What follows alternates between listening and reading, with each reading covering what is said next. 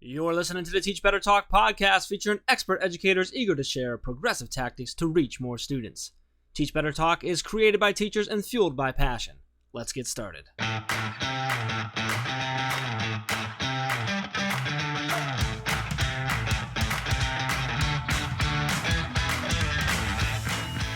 Hey everyone, welcome to episode 154 of Teach Better Talk. My name is Ray Hewart, and I am with the overwhelmingly positive Jeff Gargis. That was not from you. Why? Why couldn't that have been from me? Because you just told me it wasn't from you. Well, I told you off the air. Now that we're recording, you could have at least pretended I didn't tell you. No, of course. Hey, thanks, Ray. That was really nice. No, that wasn't from me. All right. That was from Ryan Caswell. And for those people that are listening who went to Teach Better 19 conference, you know Ryan because he was the one running around taking amazing photographs and video of literally everything going on. There's actually a good chance you don't know Ryan because he's so good at what he does, you didn't even know he was there half the time. That's what I love about Ryan is he had, one camera in the back and he's running all over the place, but you never saw him. He's so good at just, and it's not like he's small. He's a pretty tall dude. He's tall. Yeah. So. Yeah, Ryan's awesome. I've got to meet up with him several times, since the conference. He's coming on a trip with us here in a couple, very shortly to Chicago with the team to shoot us for a whole day and stuff. And he's just a good dude. He's a fun dude. I think he is overwhelmingly positive as well. So I think that goes right back to you, Ryan. That's awesome. I want to read what he posted though, because he said more than just the fact that you were overwhelmingly positive. He said more. He says, I don't think I've had a conversation with him, Jeff, where he wasn't thinking of the future and ways to improve it. Like that is I'm not saying that you're cool. I'm just saying that is quite a statement. Someone who is always thinking of the future and finding a way to improve it. That's awesome. He must have been talking about me. So I think it was really sweet that he said that about me, but not just the hat rack. You're hat rack. Mediocre. You're okay. Have you seen Ellen where it's like Andy who's just average? That's you're just average. You're okay. Thanks, Ray. I appreciate that. Just kidding, buddy. So how's your week going? It's Thursday. We have, we've done a lot since, it's the whole week. I'm pumped up because we have something pretty sweet coming really soon here. Well, we have a lot of things coming. Specifically, this is coming out on March 12th, which means in 4 days from now, we're opening something. Dun, dun, dun. It could be a box. It could be a package. It could be a box. It could be a package, an envelope, a bag of chips. Ooh, bag of chips. Ooh, bag of chips sounds delicious right now, by the way. No, you're not eating chips. You're eating healthy, Jeff. Don't forget. I'm just not eating fried foods. Which, by the way, today, on the day that we're recording, is 75 days with no fried foods. So I just want to confirm with our network, French fries don't count, right? Yes, they're French fries. So they do count? Yeah, they're fried.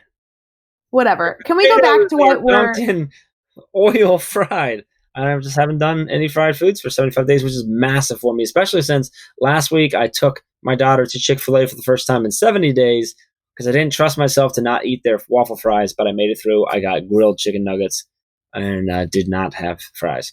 Anyway, what I was talking about was actually us opening up the call for proposals for the 2020 Teach Better Conference. That's what I was talking about. March 16th, Monday, March 16th. We open that up. You can submit your proposals. We hope you do. We want to hear your story.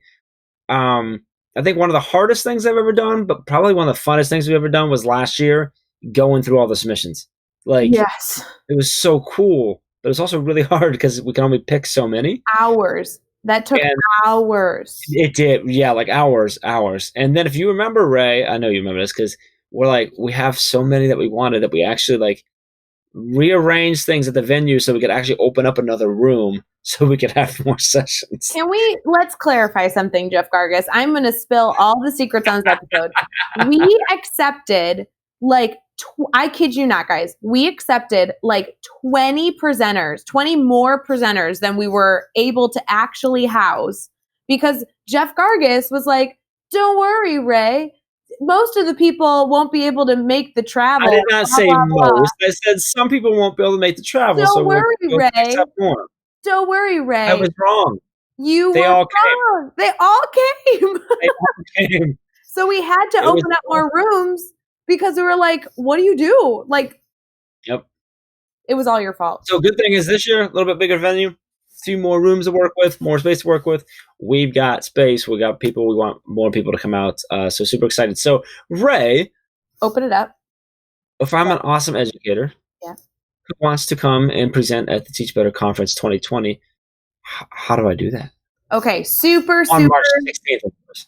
Yes. So on March 16th, which is this coming Monday, on March 16th, you're going to be able to go to teachbetterconference.com.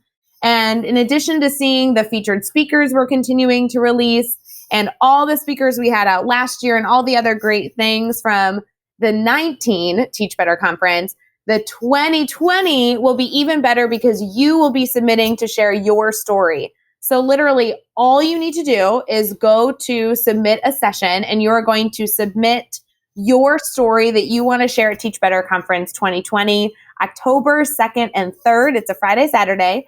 And we need to hear all your details. So come up with like a cute title, give us like a summary. One of the things I love, do not stress about this, but we do ask for like a really quick little video of yourself. And the reason we do that, to be completely transparent, we want to see your excitement. We want to see how you would share your story. So don't worry about the background. Don't worry about anything besides sharing your greatness and telling us about your amazing session. Make sure you read the directions. It's all in there. And then just submit. And I don't know. I think it's such an incredible opportunity for educators to not only share their story, but share their passions. And we want you a part of it. So there's no negative here. You are submitting to your family, and we cannot wait to be able to amplify your story. So a couple of questions, Ray. Ooh, ask away, Jeff Gargas. One, so, what kind of sessions are you looking for? Because I've already got that question about 35 times since we announced the conference. So just curious, what kind of sessions are you looking for?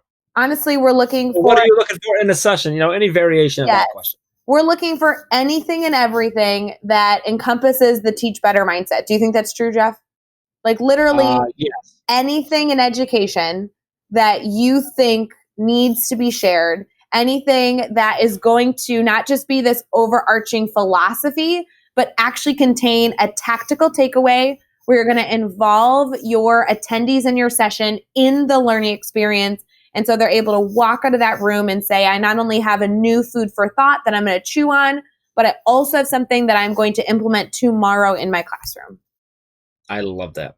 I love that. And you wrapped it up perfectly at the end with it's something I can implement tomorrow that I can put in place right away. Other clarifying question, Ray. Yes. If I'm selected to present at Teach Better 2020, do I have to pay for registration?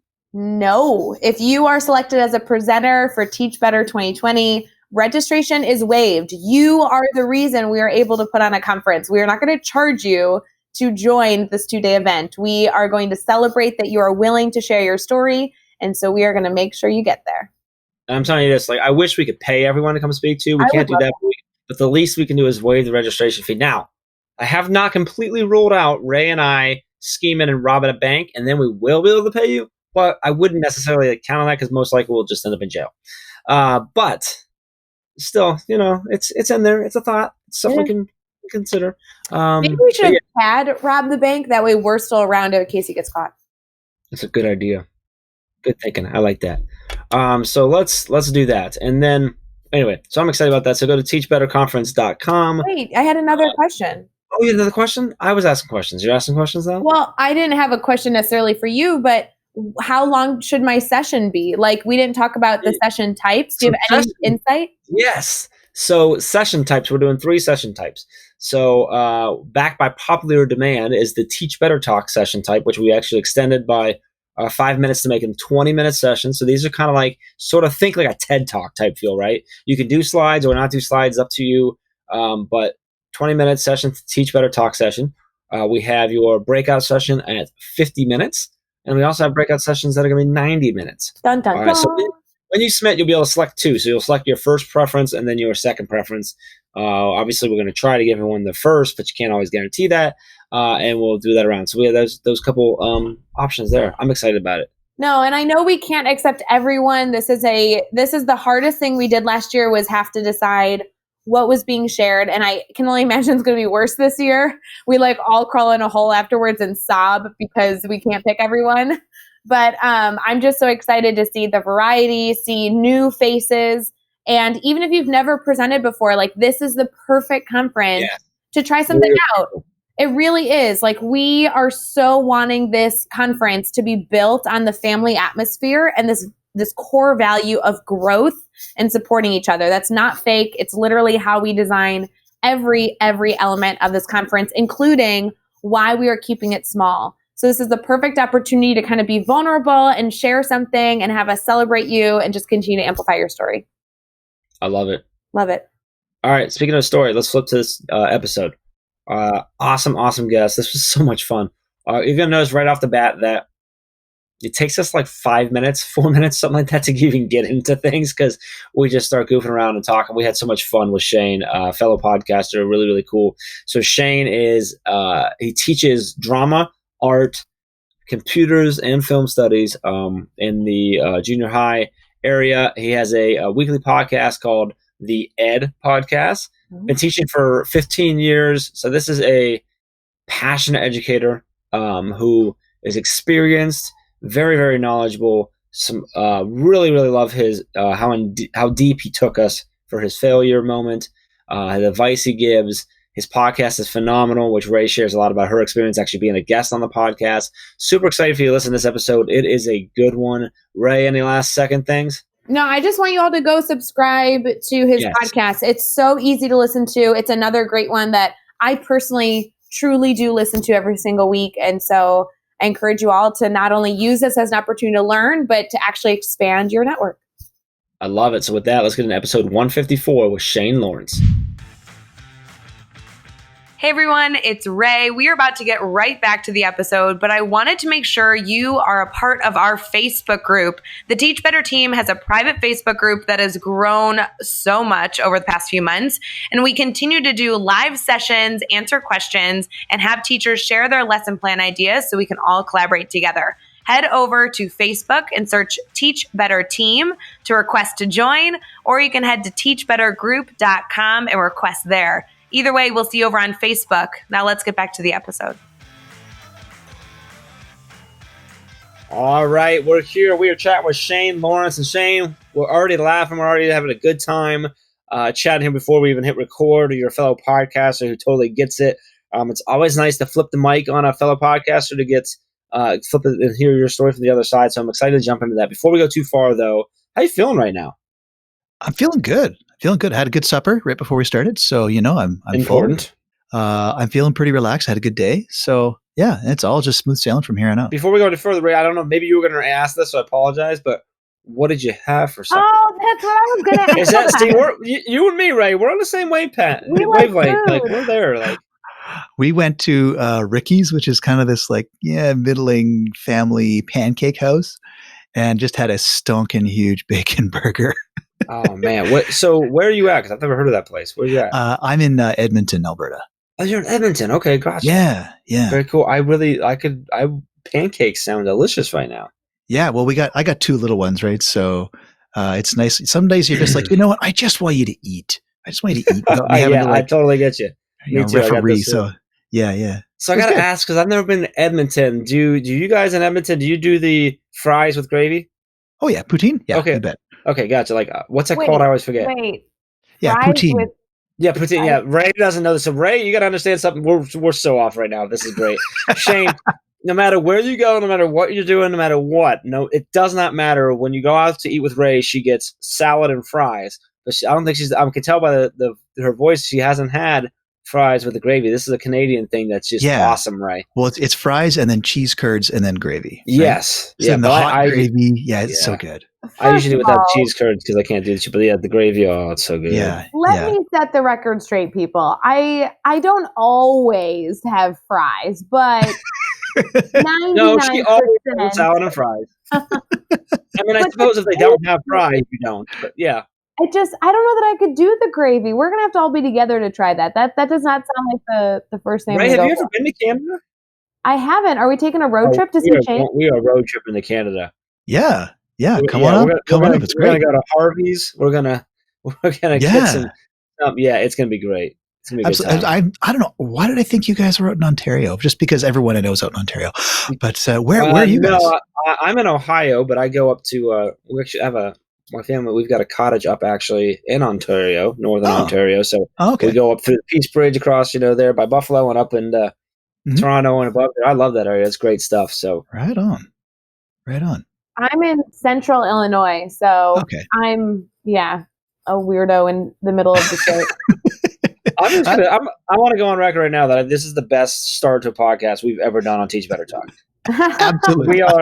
We're like 3 minutes in, and we haven't even like started with kind of the questions or anything. We're just talking about food in Canada and gravy on fries. Like, I'm digging this. This is great. I just Right want to on. do a poll before we get to our first question, Shane. If you are listening right now, any of our listeners, can you guys please tweet at us or something on social and let me know? Should I try the gravy and fries, or is this like a no-go and these boys are crazy? That's all I want to know. No, you got it. You have to. The answer is yes. I'm going to leave it to Twitter and Instagram to tell me. I'm just telling you. All right. I'm just saying poutine is like it's national dish. It's important stuff. Oh my God. It is important stuff. A national dish with fries. All right, we got to get into this episode. Yeah. Hey, we're going up north. We're getting some poutine, and then we're going to play some hockey, and then just be super nice to everyone. And that's basically the stereotypes of Canada that are true. Absolutely. And then don't forget to apologize as well, right? You got to apologize constantly, but you just you're basically like an American if we were all nice. That's how we're like, what's Canada like? I'm like, it's a lot like the United States, only everyone's really nice. Unless you talk to Canadians, they're like, well, we're not all nice. And I'm like, yeah, most of them are nice. If someone could hit Jeff's off switch, that would be awesome. Get me talking about Canada. I'm going to go. I love these people. Oh my God. Shane, can I just tell you, I have loved talking to you so far, although I really do wish that Jeff could take the rest of the episode off. I want to make sure our listeners get to know about you because I was excited for you to be on this podcast because I know how great you are, and this conversation does not even nearly do you justice. Will you tell our listeners a little bit about yourself and like everything that you do? Sure. Well, I'm a big fan of poutine. Oh, man. All right. Okay. Education stuff. I've been teaching for, it's my 15th year, I think. So I currently teach drama and art and computers and film studies. So I'm mostly junior high. So I think that translates to like middle school, south of the border, like grades 7, 8, 9. A little bit of high school in there too. And I do a weekly podcast called Ed. And I've been doing that for about 5 years. And, I love my job, love what I do. I would say like my driving passion is probably for film production and film studies. So that's close to my heart. Other than that, I show up to work and do my best every day. I love that you referred to us as south of the border. That's awesome. I love it. Yeah, 15 years, and a lot of different things. You got the podcast going, all this type of stuff. So I'm interested to hear your story here. So one of the things we always talk about on Teach Better Talk is failure and sharing a story of that. So can you take us with you? Share a story about a time you've had a failure in your life. Kind of tell us what happened, how did you overcome it, and then what did you take away from that experience? Okay. This is like whenever someone asks me this, I always have to share this like excessively long story about it. So just kind of sit back, relax about this one. We've already waited like 4 minutes of our episode, so just go with it. You're good. Yeah, right on. Cool. So, this is not I had a bad lesson plan one day. This was actually not too long after I started teaching, 3rd or 4th year, I think. And our school does a musical production every year, and it's huge. It's a monster thing. And so the one year that I was doing it, I would co-direct with the other drama teacher at our school. And it just happened that her father was really ill. And so she was gone, and he was not in the country. So she was gone out of the country for a significant portion of this production. And so it kind of fell to me to do, my job plus everything. And I was designing sets, I was building sets, I was choreographing, I was doing dances, I was doing blocking, I was doing directing, I was covering a lot of bases. So I was probably at my peak when I was working on this project. I was up to about 60 hours a week on just the musical. Plus I also taught full time. So you might imagine that would put you in a bad place, and you're right. I've never experienced that level of exhaustion before. It was to the point where, I mean, you just kind of, you don't have control of your own feelings, your own mental processes. I was just absolutely consumed with work, to the point where, my wife would be, I think, trying to tell me something about me being absent from our relationship, and, that sort of thing. And I would just blank out, and I would literally just start humming songs from the show, because that's my head was just so full of this stuff, and I was so exhausted, and nothing was making sense. I was definitely in the classroom as a teacher too. I was not a good teacher. Like, no excuses, not a good teacher. And so, I mean, it got to the point where basically I had to choose, what, mental and physical well-being over doing this thing that I loved and still love. I don't direct the musical anymore, but I basically had to take a step back, because my failing was just allowing this thing to just absolutely consume my life. I mean, we talk about work-life balance sometimes, and I mean, this was, it's never 50-50, but I mean, I was literally 99 and 1. Like, home was a place I slept, and work was a place I did a musical and pretended to do the rest of my job. So, it got to the point where I had to make that decision, and I ultimately, obviously chose wellness. And, but I remember the moment that I made that decision, and I mean, I was in the auditorium and there was no one else there. And I went onto the stage. I just sat down on the set, and no one else was around, but I just sat down on the set and I just cried. Like, I was exhausted, and I was just mentally drained.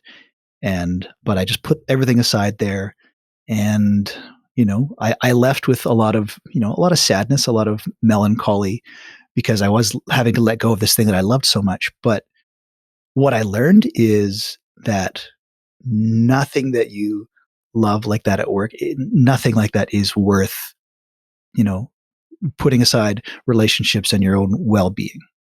And that's a tough realization to come to, and totally feel you there on how that exhaustion could lead to, and then you come to that ability. So the big move you made then was to step away from the musical. Mm-hmm, mm-hmm. Yeah. And I mean, it took, I would, a good long number of years before I really felt even comfortable being around the musical. I bet. Kind of like hanging around an ex, it just feels kind of weird for a while.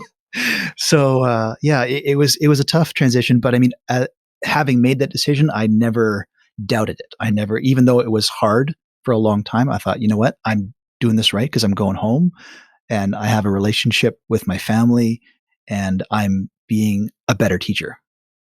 So, all right. So now I want to size up, and we'll talk about. So I mentioned at the start that we are that you're a fellow podcaster. So let's talk about the Ed podcast. Can you tell us about the podcast? Tell us, well, if you can, like, let's go all the way back. Tell us, like, why did you start it? What's it about? Like, what can we expect? Like, who should listen? Just okay. Give us the details. Okay, I'm lousy at this, but I'll do my best to try and sort of fill this out. I mean, I started podcasting because I was just having conversations with coworkers about, we were doing BYOD, bring your own device.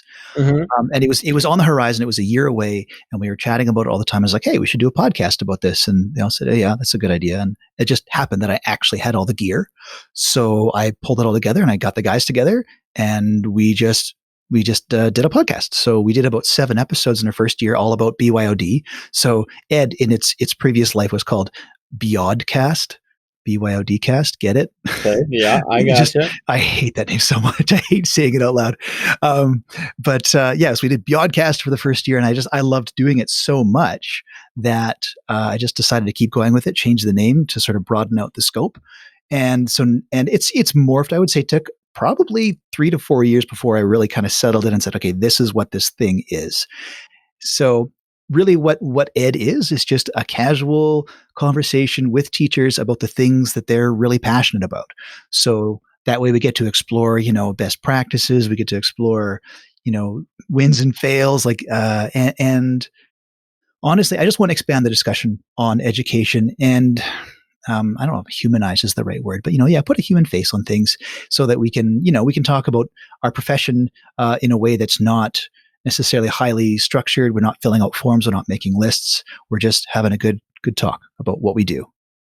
Shane, I won't lie. Like, we obviously have had other podcasts on our podcast that we've interviewed. There's so many amazing podcasts right now, but I really enjoy your podcast. I am truly a subscriber, and I listen to the episodes, and I think that the way you approach each episode is just so natural. And I really enjoy that about all the work that you do, because even when you had me on one of the episodes, which was so fun, by the way, I just remember concluding our recording being like, wow, like what an easy guy to talk to. I just think that that's so valuable as our listeners are hopefully hunting for podcasts to continue to expand their network.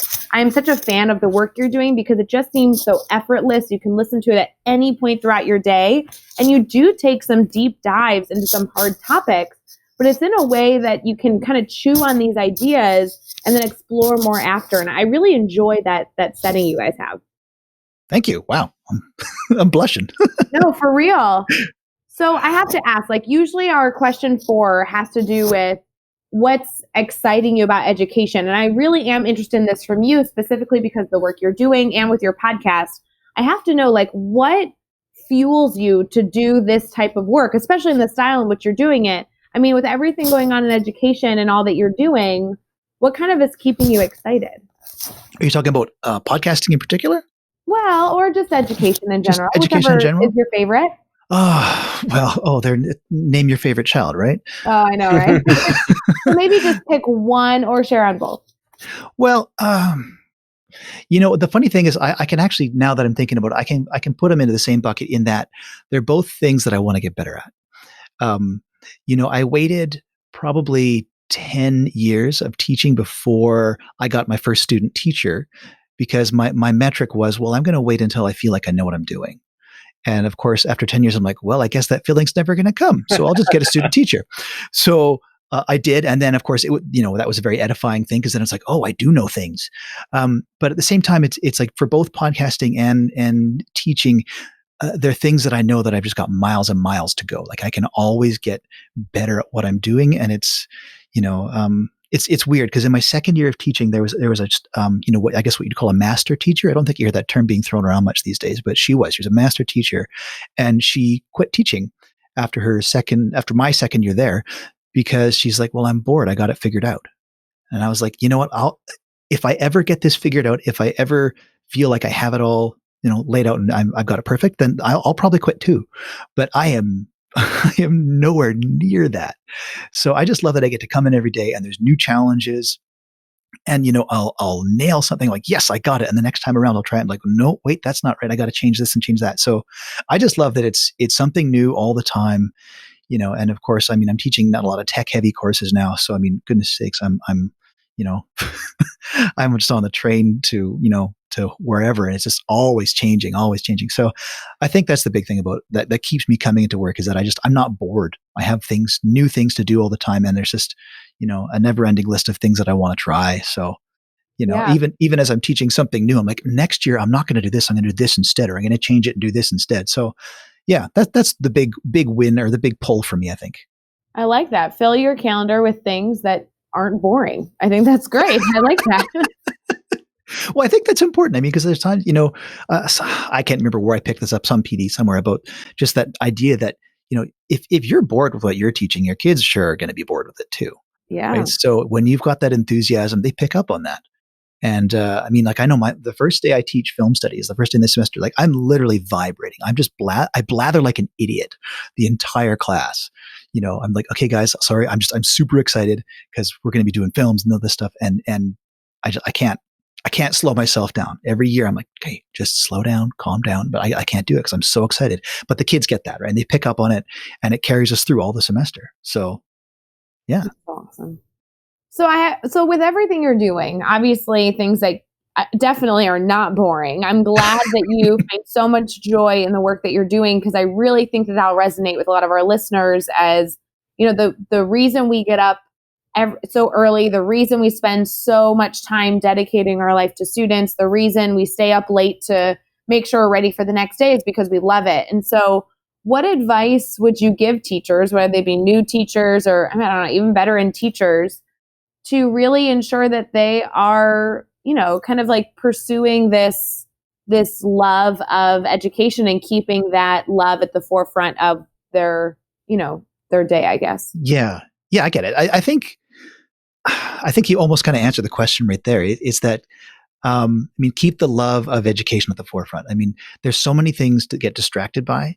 I wrote down on my notes here is be yourself. And that sounds really cheesy, but this is a lesson I've learned over the last couple of years. I spent a lot of my career just looking to other educators and not just, not in a healthy way. A healthy way is like, what are you doing that's good? I could learn from that. I could try that in my classroom. Here's a strategy. But instead I was looking at other teachers and just saying, I'm not doing it right because they're doing it like this. And so I'd try and change my teaching style and I'd get exhausted just chasing my own tail and trying to be something I wasn't. And so I came to that realization, and I would give this to new teachers as well, is that, you do you. Like, obviously seek to root out what's not working. You have to. But at the same time, we all have our own style of teaching. And I don't think there is one right way to do it. I sure hope there's not one right way to do it. So yeah, be yourself, develop your own style, learn from others, but just realize that you don't have to teach things the way that the person across the hall teaches it, because you're not them. I love it. You aren't them, and you're uniquely you, and you have special things that you bring to the classroom that only you can bring. So you got to find that style. I love that. Yeah. We do a lot of work where we go into schools and we do work and training, and so common for us to come across a teacher who thinks we're trying to tell them exactly what to do. And we're like, no, we're giving you a tool. Mm-hmm. If you want to use what we're sharing with you, awesome, but use it in your way, fit it into your style and the way you do things and your voice. And so I love it. That's great advice. So, all right, Shay, let's have some fun here. We're going to do the next 6 questions. Your goal is to answer each one in 15 seconds or less. You ready? Number one's going to trip me up, but sure. Yeah, go. Give us one ed tech tool you cannot live without. Google Classroom, I guess. I'm not a big fan of ed tech per se. I'm just whatever tool's right for the job. I like that answer. What's a good book that you're reading right now? I'm reading The Overstory by Richard Powers. Very cool. Who do we need to follow on Twitter or Instagram today? Again, this is tough. Okay, 15 seconds. Tell them. Jennifer Binnis is at Jen Binnis with 2 N's. She's amazing. And one of the most original, thoughtful, critical voices on Twitter, and everybody should follow her. Melissa Chouinard, who's at Colliding with Science, doing great work in science, but also got a fantastic blog. She writes, I think, pretty much every day. Just totally worth following, reading everything she does. And then Alana Stanton, who is at Stanton Alana. And again, she's a beautiful voice, does occasional blogging, and just kindness. She's just kindness on Twitter. I love her. So there you go. What's a good YouTube channel or website for educators? 2, Smarter Every Day, which is just science nerdery. It's fantastic. And New York Times, they do a whole pile of stuff, but they have a really great series that I enjoy as a film teacher called Anatomy of a Scene, which is awesome. Give us a daily, weekly, or monthly routine every teacher should get into. Well, you can't schedule under any of those, but just do something that scares you every now and then. Ooh. And lastly, what is the best piece of advice you've ever received? Pick your battles. Good Straight advice. That is good advice. But Jeff, you never seem to pick your battles around me. You're always fighting me. I'm just picking that battle all the time. It's a bad battle to pick. You just keep losing over and over. It seems wrong. Oh, well, it makes you wonder what my other battles are. True story. I'm a little uncomfortable with the advice that you should do something that scares you every day. Like, that is a. No, I didn't say every day. I didn't say every day. I just said pick something sometimes that scares you. Yeah. I know the expression is every day, but I can't remember who was. Someone on my show just kind of encouraged me to do that. And so like when they came to me and said, hey, do you want to teach Art 7? And I've never taught Art 7. I just was like, yes, I will. Okay. Just kind of gritting my teeth, but that's going to scare. And I've never been so terrified. Never. I do it every single day. Every single day, it's like I got to work with Ray today. I'm like, that scares the heck out of me. but I'm doing it. Yep. But Hey, Jeff, tell we're the behind you. world why it's scary, because it's not in the way that everyone else is thinking. Why is it scary to work with you? Yeah, because I'm so awesome, right? You're so awesome. That is right. You're right. I take it. You're right. Well, Shane, I want to make sure our listeners can stay connected to you, because I'm going to say it again, I'm going to encourage them to subscribe to your podcast and check out the episodes and the content you're pushing out, because it's just so easy to listen to, and I always have good ideas when the episode concludes. So if you don't mind kind of sharing where they can stay connected and how to kind of further this conversation. Sure. Well, the number one spot is Twitter. I'm at the Ed Podcast. Same on Instagram. My website is theedpodcast.com. That's about it. I got a YouTube channel, but it kind of sits there. So yeah, the big ones, Twitter, Instagram, and my website. Awesome. And, you can find all the links and all the resources and everything we talked about in this episode over at teachbetter.com, as well as those links for connecting with Shane and keep the conversation going. So make sure you head over to the show notes at teachbetter.com for all of that. Be sure to hit subscribe and so you don't miss any of the upcoming episodes. And if you can give us a rating and review, we'd really, really appreciate that. And let's keep taking this one step further. Think of just 3 of your colleagues who need to hear these amazing stories and share this podcast with them. Shane, this was awesome, man. This was a great podcast. We had a lot of fun at the beginning. Yeah. I hope everyone stuck through all of our Canada and food talk to get to it, because there was so much value in this episode, and I really hope I can't wait for people to hear it and learn and grow from it. So really appreciate you taking some time. Thank you. Oh, absolutely. This has been a blast. And until next time, let's get out there and let's teach better.